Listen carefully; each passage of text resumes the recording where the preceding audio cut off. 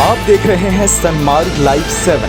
मुझे लगता है कि जो बातें की गई, जो ड्यूटीज़ बढ़ाई गई हैं जिनके आयात पर, वो यहाँ के लोकल इंडस्ट्री को प्रोटेक्ट करने के लिए की गई हैं, ताकि विदेशों के जो सामान है वो यहाँ सस्ते में ना आ जाएं, जिससे कि यहाँ की इंडस्ट्री को चैलेंजेस हो जाएं।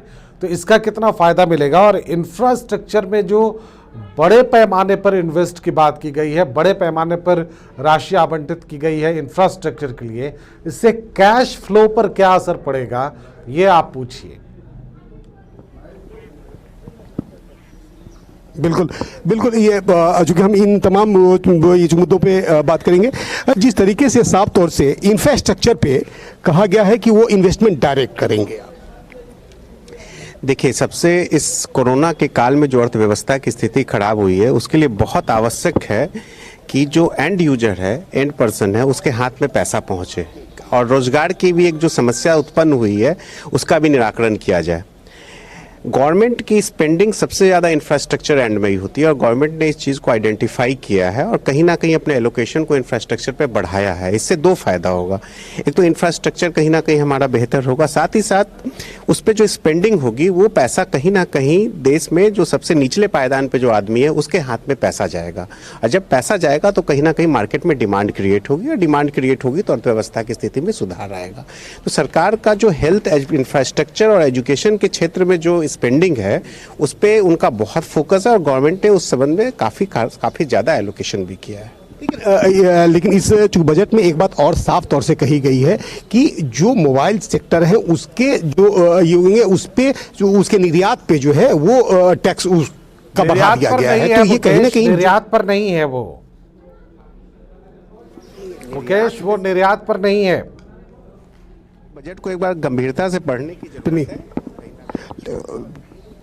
वो निर्यात पर नहीं है, वो ये टैक्स मोबाइल और चार्जर के उपकरणों के आयात पर है, ताकि लोकल बजट जो है, लोकल मैन्युफैक्चरिंग यूनिट जो है मोबाइल का, उनको फायदा पहुंचे, उनको प्रोटेक्शन दिया गया है इसमें। इससे विदेशों से आने वाले जो मोबाइल हैं वो महंगे होंगे और जो यहाँ की लोकल यूनिट्स हैं उनको फायदा होगा। ये है वो मसला। और मुझे लगता है कि उन्होंने बिल्कुल सही कहा कि इंफ्रास्ट्रक्चर में डेवलपमेंट की बात जब आप करते हैं तो अंतिम पायदान तक, अंतिम सिरे तक वो मनी फ्लो होता है जो अल्टीमेटली सही होता है। इसके अलावा 7 बड़े पोर्ट्स प्रोजेक्ट्स को पीपीपी के तहत दिया गया है, इसका क्या असर होगा, उनको क्या लगता है। और पावर सेक्टर में भी बहुत सुधार की बात की गई है। पावर सेक्टर के बारे में उनसे पूछें। बिल्कुल बिल्कुल, क्योंकि इस बजट में एक बात और कही गई है, जो पावर सेक्टर की बात कही गई है, पावर सेक्टर में इसमें बढ़ावा मिलेगा। जी बिल्कुल मिलेगा, ये कहीं ना कहीं एक इंफ्रास्ट्रक्चर का ही पार्ट है। सरकार जो मूलभूत संरचनाएं हैं, सरकार की शुरू से ही फोकस रहा है कि जो मूलभूत संरचनाएं हैं उसको मजबूत किए जाने की ज़रूरत है।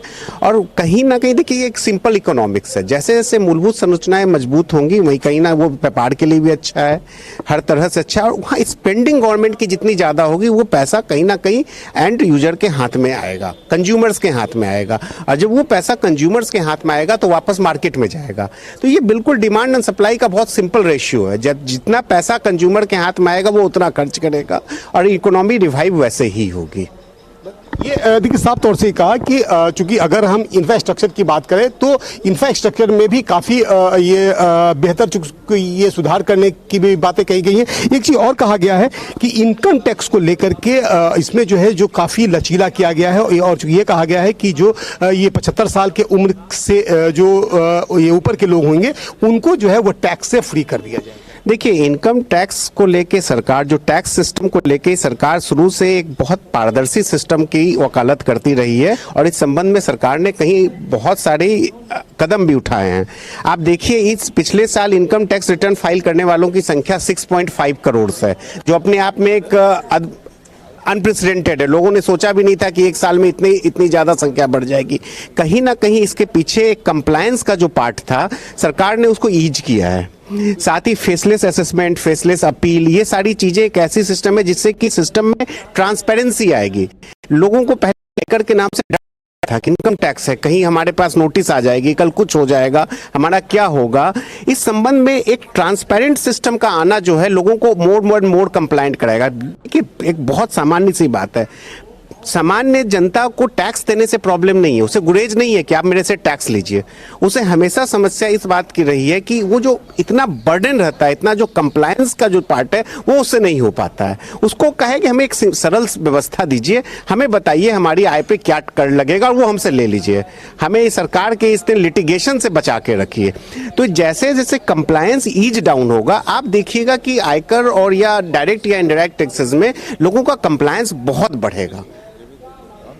एक चीज और कहा गया है कि चूंकि हेल्थ सेक्टर में कहा गया है कि जो 602 ब्लॉक हैं उनमें पूरे ब्लॉकों में सीसीयू खोले जाएंगे, उसके सेंटर खोले जाएंगे। तो जो आज के ये जो बजट है, उस बजट में साफ तौर से केवल हेल्थ और आईटी सेक्टर को ही केवल फोकस किया गया। कि कोरोना ने सोचने की दिशा बदल दी है लोगों की।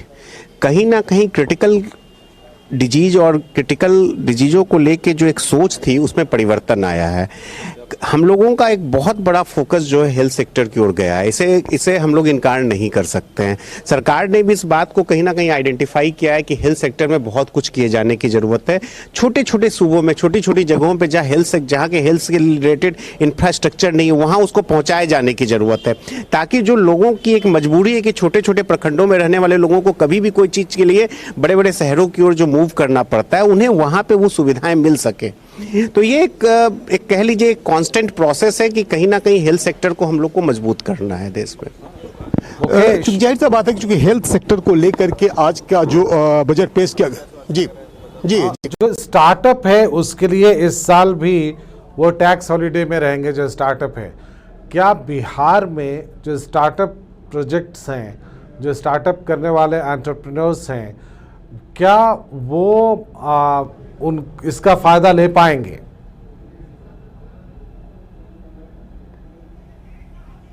बिल्कुल, हम ये चूंकि इस बात को भी जानना चाहेंगे चूंकि अग्रवाल साहब से कि जो अग्रवाल साहब जो स्टार्टअप प्रोजेक्ट है, स्टार्टअप प्रोजेक्ट के भी बारे में इस आज के बजट में कहा गया है। स्टार्टअप प्रोजेक्ट नहीं, उसमें कहा गया कि एक्चुअली जितना इन्वेस्टमेंट होना चाहिए स्टार्टअप में, जैसा विदेश में होता है वैसा नहीं हुआ। उसके पीछे लोगों ने कहा कि यहाँ पे कुछ स्टार्टअप का फेल्योर का जो परसेंटेज है, विदेश में जो फेल्योर का परसेंटेज है उससे अधिक है, इसलिए लोग उसमें इन्वेस्टमेंट देना नहीं चाहते हैं। जो भी जिनके पास भी फंड है, चाहे स्मॉल का हो, LIC का हो या दूसरा फंड हो या NBFC हो, वो उसमें इन्वेस्ट करना नहीं चाहते हैं, कम चाहते हैं बहुत। इसलिए हम लोगों को स्टार्टअप में बढ़ाने के लिए उन्होंने कुछ स्कीम दिया है। इस पर चूंकि इस एक जो सबसे जो अहम सवाल था कि जो GD इस पे ये किसान के लेकर के MSP में भी जो है सो काफ़ी जो बदलाव कर चुकी है। MSP में तो उन्होंने जो कहा है वो आँख खोलने वाला है। 13-14 में आप अंदाज लगाइए, गेहूं जो परचेज हुआ था वो उन्होंने जो फिगर दिया लगभग 25,000 करोड़ का दिया। लगभग 19-20 में जो परचेज हुआ है वो 75,000 करोड़ का हुआ, 3 टाइम्स हुआ है। उन्होंने पेडी का जो दिया है या 45 या 50 कुछ कह सकते हैं, लेकिन जो 19-20 में हुआ है वो 1.5 लाख करोड़ का है।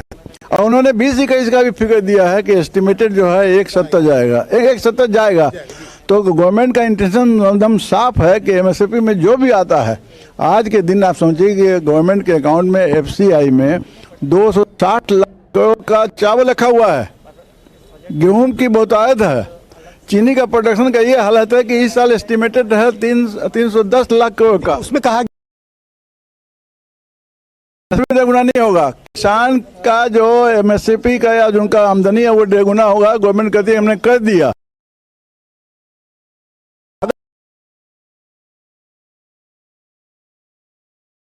क्या है, कर दिया है, ये कहना है।